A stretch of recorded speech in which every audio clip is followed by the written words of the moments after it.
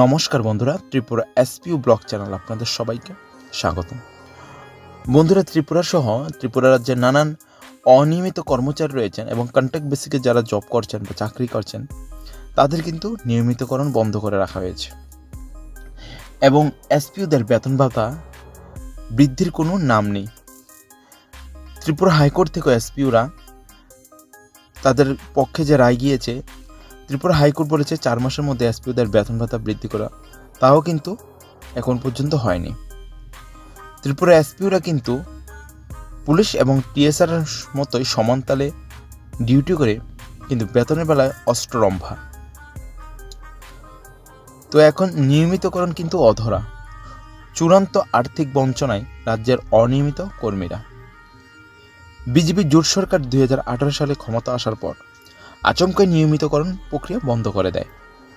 2018 সালের অক্টোবরে নতুন সরকার এক সার্কুলার জারি করে জানিয়ে দেয়, অনিয়মিত কর্মচারীদের নিয়মিতকরণের যে নিয়ম ও পদ্ধতি চালু রয়েছে তা এখন আর কার্যকর হবে না।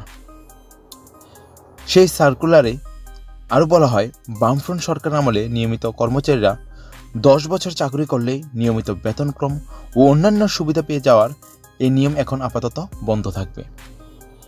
বিজেপি জোট সরকার খুব শীঘ্রই নিয়মিতকরণের নতুন নিয়ম ও পদ্ধতি চালু করবে বলেও সেই সার্কুলারে বলা হয়েছিল।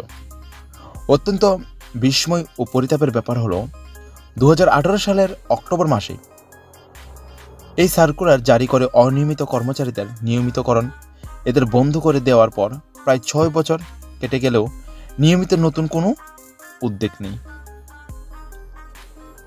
সার্কুলার যেমন জারি করা হয়নি, তেমনি নিয়মিতকরণের নতুন কোনো পদ্ধতিও চালু করেনি।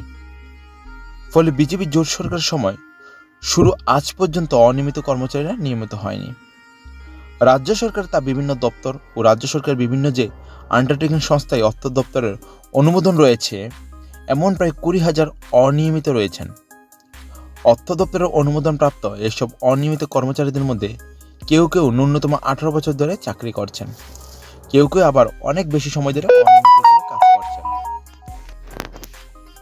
স্বাস্থ্য দপ্তর, হাসপাতাল, বন দপ্তর, কৃষি ও হর্টিকালচার, পূর্ত দপ্তর, প্রাণী বিকাশ দপ্তর, মৎস্য দপ্তর, পঞ্চায়েত দপ্তর, আরক্ষা দপ্তর, বন দপ্তর, খাদ্য দপ্তর, শিক্ষা দপ্তর, পরিবহন দপ্তর এবং টিআরটিসি সহ আন্ডারটেকিং সংস্থাগুলিও এবং সরকারের বিভিন্ন দপ্তরে অনিয়মিতরা দীর্ঘ বছর ধরে অনিয়মিত হিসেবে কাজ করছেন। নিয়মিত কর্মচারীরা সরকারেরও জনস্বার্থ সংশ্লিষ্ট নিষ্ঠা সহ সব কাজ করছেন, কিন্তু নিয়মিত বেতনক্রম না দেওয়ায় অনিয়মিতরা খুব সামান্য বেতন পাচ্ছেন। প্রায় আকাশছোঁয়া দ্রব্যমূল্যের বাজারে সামান্য বেতন পেয়ে কর্মচারীদের নিত্য সংসারের ভরণ পোষণের ব্যয়ভার সামলানো, সন্তানদের পড়াশোনা করানোর খরচ মেটানো অসম্ভব হয়ে পড়েছে। এছাড়া দীর্ঘ বছর চাকরি করেও নিয়মিত না হওয়ার ফলে 60 বছরে অবসরে গিয়ে আর্থিক বা পেনশনের কোনো সুবিধাই পাচ্ছেন না অনিয়মিত কর্মচারীরা। বিগত বামফ্রন্ট সরকারের সময়কালে অর্থ দপ্তরের অনুমোদনপ্রাপ্ত অনিয়মিত কর্মচারীদের নিয়মিত হিসেবে চাকরির 10 বছর কেটে গেলেও নিয়মিত করে বেতনক্রম ও অন্যান্য সুবিধা দেওয়া এসব হতো, কিন্তু বিজেপি সরকারের এই 6 বছরের শাসনকালে সেই সব বন্ধ। মুখ্যমন্ত্রী হওয়ার পর ডাক্তার মানিক সাহার কাছে আইজিএম এবং জিবি হাসপাতালের অনিয়মিত কর্মচারীদের প্রতিনিধিরা নিয়মিতকরণের দাবিতে কয়েকবার দেখা করে এবং ডেপুটেশন দিল, প্রতিশ্রুতি ছাড়া কিছুই মেলেনি। হাসপাতাল সহ স্বাস্থ্য দপ্তরে প্রায় 1000 অনিয়মিত কর্মচারী রয়েছেন। হাইকোর্টের রায়ে অনিয়মিত কর্মচারীদের সমকাজে সমবেতন দেওয়ার নির্দেশ রাজ্য সরকার মানছে না বলে অভিযোগ। গত 1 মাস আগে আইজিএম হাসপাতালের ক্যাজুয়াল কর্মচারীদের একটি মামলা সরকারের নিয়মিত কর্মচারীদের ন্যায় সমকাজে সমবেতন দেওয়ার নির্দেশ দেয় হাইকোর্ট। আরও চাকরির মতো বৃদ্ধি তাদের চাকরি। এদিকে গত 1 জুলাই পৃথকভাবে এডিসি প্রশাসন এডিসির সমস্ত অনিয়মিত কর্মচারীদের নিয়মিত করার সিদ্ধান্ত কার্যকর করলেও শুধু ব্যতিক্রম রাজ্য সরকারের অনিয়মিত কর্মচারীরাই। এখন পঞ্চায়েত ভোট প্রক্রিয়া চলছে, তাই এখন অনিয়মিতদের নিয়মিতকরণের কোনো সুযোগ নেই। ভোট মিটলে সে কাজ আদৌ কতটা করা সম্ভব হবে? তা নিয়ে যথেষ্ট সংশয় থেকে যায় বই কি। সঙ্গত কারণেই অনিয়মিত কর্মচারীদের মধ্যে সরকারের বিরুদ্ধে খুব ক্রমশ ধূমায়িত হচ্ছে। তো বন্ধুরা, এখানে দেখুন অনিয়মিত কর্মচারীরা যারা রয়েছেন এবং যারা অনিয়মিত কর্মচারী রয়েছেন এবং এসপিও রয়েছেন, পামা অপারেটর রয়েছেন এবং যারা রয়েছেন তারা কিন্তু অনেকটাই খুবই ফুসছে।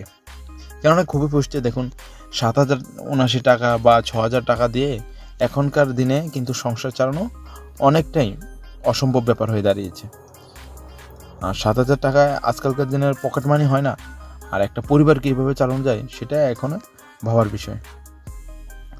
তো সরকারের কাছে একটি আবেদন, এসপিও সহ যারা ছোট চাকরি পদে রয়েছেন এবং এসপিওদের ক্ষেত্রে যারা এসপিওর চাকরি করছেন তাদের যে কতটা অসহায় তারা রয়েছে আরক্ষা দপ্তরে, সেদিকে একটু নজর দেওয়ার সরকারকে অনুরোধ জানানো হচ্ছে।